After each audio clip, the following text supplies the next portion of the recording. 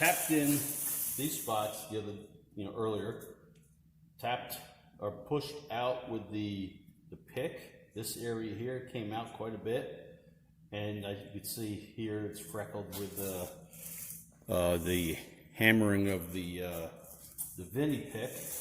You can see that right in here was hammered. These two spots were hammered with the Vinny pick, and a spot right here. So this is less of a dent at this point. If I bring it, I can't really access this area too good, and I'm afraid that if I bring this up too much right here, it's going to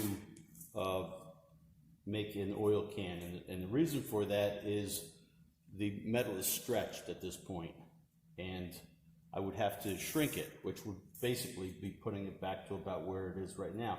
So this is probably a little bit, I was going to say less than 1/8 of an inch, but it could be 1/8 of an inch right here. So my next step is to take and DA the area. The body filler that we use here is formulated to go over the top of paint. It can go over bare metal, aluminum, painted surfaces, as long as it has a 180 grit scratch, or because this is a little bit deeper than I normally would go, I'm going to give it a 80 grit scratch. So this is the 80 grit scratch, or 80 grit pad. I'll be putting the 180 on to do the rest of it, and then we'll be applying the body filler. Now what I want to do is, I want to take this chip out at the same time.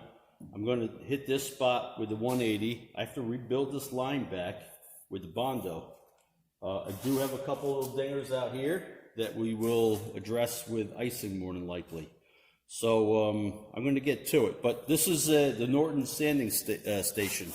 If you look over here, so this is the DA. If you look over here, that is the Norton sanding station. As soon as I pull the trigger, the vacuum kicks on. Okay, the vacuum is taking this dust away from this job that we're doing and sucking it up so we can get rid of it. It's not in the air, it's not on the floor. This is a fantastic device. We can block sand with it, and it's just, so much cleaner environment. So I'm going to get started. I'm going to buzz out the ding first, the dent, and then we'll go to the 180 to prep the rest of the surface for body filler. Here we go.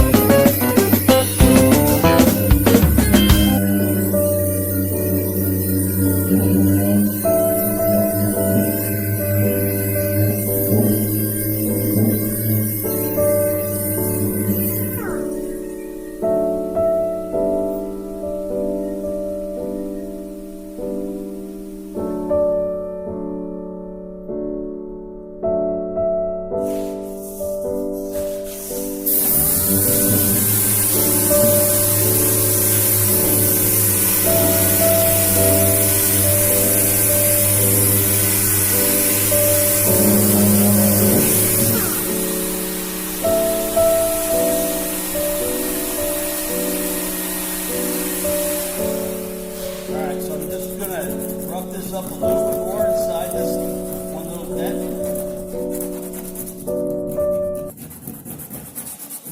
Body filler has to have something to adhere to. Body filler needs a good scratch.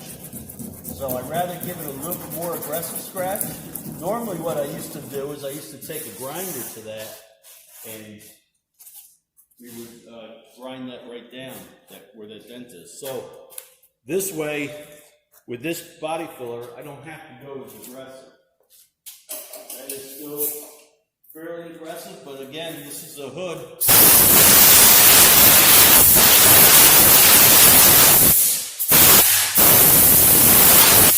A hood that somebody's going to take and slam with their hand.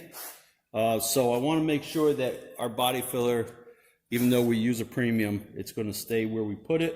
It's going to be easy and quick to sand, and the results are going to be just what we want. I like to do this in one shot of body filler, and then possibly a shot of